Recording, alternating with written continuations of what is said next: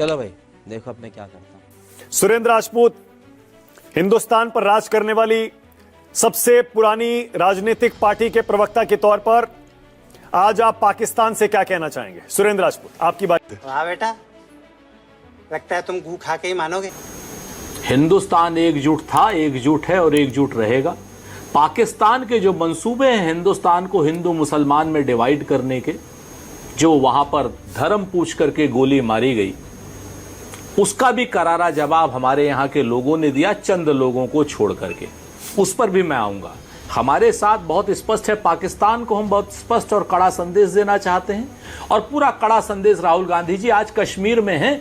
पाकिस्तानियों की हिम्मत नहीं है, औकात नहीं है कि वहां पर कुछ कर दे। मेरे देश का नेता, विपक्ष का नेता, हिंदुस्तान में दूसरा सबसे बड़ा नेता प्रधानमंत्री जी के बाद में, वो कश्मीर में खड़ा हुआ है आज की डेट में। ये सॉलिडेरिटी अपने आप में स्पष्ट है कि कांग्रेस देश के लिए क्या कर सकती है, क्या चाहती है और क्या करना चाहती है। ये अपने आप में बहुत स्पष्ट है, पूरी दुनिया को दिख जाना चाहिए। अरे रुको जरा, सब्र करो।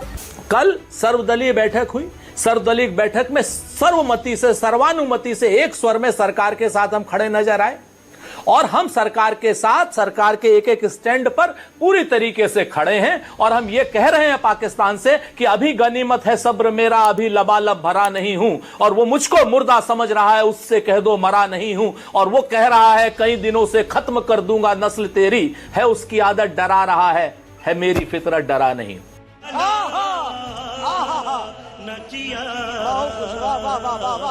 तो ये हमारे लिए बड़ी स्पष्ट चीज है सर्वदलीय बैठक में। लेकिन सर्वदलीय बैठक में प्रधानमंत्री जी का ना आना एक प्रश्न खड़ा करेगा, इसका जवाब भाजपा को देना पड़ेगा।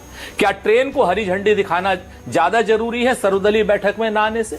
लोकतंत्र में सबसे बड़ी बैठक चल रही है, लोकतंत्र की सबसे बड़ी पंचायत चल रही है पाकिस्तान के खिलाफ, और उसमें जो सबसे बड़ा निर्णय लेने वाला हमारा प्रधानमंत्री है वो वहां पर नहीं है। शर्म करो शर्म। मधुबनी में चुनावी रैली पर कर रहे हैं। तो ये सवाल तो आपको, इसका सवाल का जवाब आपको बिल्कुल देना पड़ेगा। एक बात। दूसरी बात, इंडस वाटर ट्रीटी बहुत अच्छी चीज हमने वो की, तो हमारे उसमें आया कि 2019 में पुलवामा में मानक भाई इंडस वाटर ट्रीटी रद्द कर दी गई थी। ये क्या सुन रहा हूं मैं? ये प्रधानमंत्री जी का उस समय का बयान था 2019 का कि खून और पानी एक साथ नहीं बह सकता। ये प्रधानमंत्री जी का बयान था, आप चाहे तो चेक कर लें, आप लोगों ने भी चलाया था।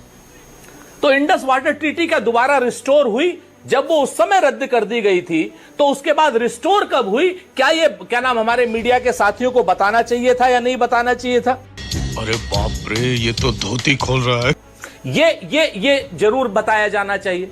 या फिर ये रिस्टोर की गई थी तो उसके बाद रद्द की गई है तो बिल्कुल सही है। लेकिन अगर रिस्टोर नहीं किया, उस समय रद्द नहीं की गई थी, दोनों चीजों की हम क्लियरिटी जरूर चाहते हैं। क्योंकि आज हमारे देश की आत्मा पर गोली चली है, कश्मीर के पेट पर गोली चली है, तो हम चाहते हैं कि वास्तविक चीजों में हिंदुस्तान जो है आतंकवाद की कमर ही नहीं तोड़े। हिंदुस्तान आतंकवाद को और आतंकवादी के पनाहगारों को कायदे से बर्बाद करे, जुमलेबाजी से बर्बाद नहीं करे।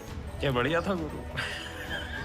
तो हम तो बहुत स्पष्ट चाहते हैं कि जो भी फैसला हो कड़ा होना चाहिए और आतंकवाद को और आतंकवादी पनाहगारों को नेस्त नाबूद करने वाला होना चाहिए। वो नहीं कहते, मानक भाई आप भी कहते हैं कि फैसला जो भी हो मंजूर होना चाहिए, जंग हो या इश्क हो भरपूर होनी चाहिए। तो हम तो भरपूर करेंगे और पाकिस्तान को तबाह और बर्बाद कर देंगे, उन्होंने अगर हमारे जवानों की तरफ एक भी उंगली उठा करके दे।